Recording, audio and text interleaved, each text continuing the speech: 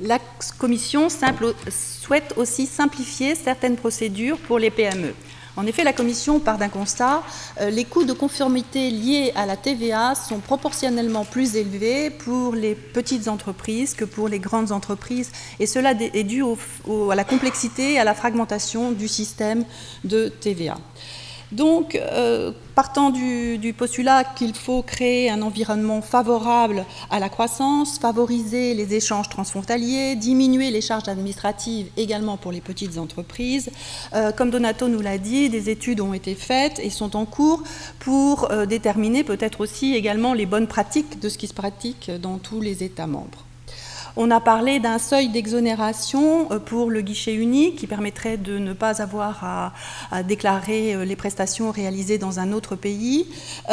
Finalement, concernant ces procédures pour les PME, peu de choses ont été dites et ma question est est-ce que vous pourriez nous en dire un petit peu plus concernant les PME en dehors des prestations électroniques dont vous venez de parler? Alors, ce sera difficile dans la mesure où on a lancé à peine une étude. Donc nous avons l'intention de présenter une proposition de directive l'année prochaine, c'est-à-dire en 2017. Pour ce faire, nous avons demandé à un consultant externe, Deloitte, de faire une étude en ce qui concerne les possibilités de simplifier la vie des entreprises. Alors ça ne se résume pas uniquement au seuil d'exonération. Donc je pense que ça va beaucoup plus loin. Ce sont des questions d'obligations déclaratives, d'obligations de reporting. Donc c'est quelque chose, ce n'est pas uniquement le seuil.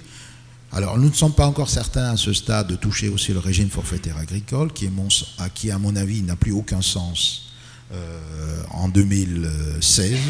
Ce système avait été mis en œuvre en 1977 dans la mesure où les agriculteurs n'étaient pas capables de tenir une quelconque comptabilité. Or, quand vous voyez le régime forfaitaire agricole, il n'y a pas de limitation de chiffre d'affaires. Vous avez des entreprises qui ont 200 millions de chiffre d'affaires et qui sont en régime forfaitaire agricole. D'autre part, on s'est aperçu qu'il y a pas mal de distorsions de concurrence entre les États membres dans la mesure où le taux de compensation forfaitaire, c'est-à-dire ce qui doit compenser la TVA qui n'a pas pu être déduite, est souvent dans certains États membres est tellement élevé que finalement ça implique des distorsions de concurrence. Par exemple, en France, tout l'élevage des cochons, qui se faisait essentiellement en Bretagne, et s'est déplacé complètement en Allemagne. Pour quelle raison? Parce que le taux de forfaitaire agricole en Allemagne est plus élevé qu'en France. Donc c'est la raison pour laquelle nous souhaiterions aussi revoir ce régime de forfaitaire agricole. Bon, c'est très sensible, vous savez, tout ce qui concerne l'agriculture est très sensible, mais c'est quand même un sujet qu'il faudra tôt ou tard traiter.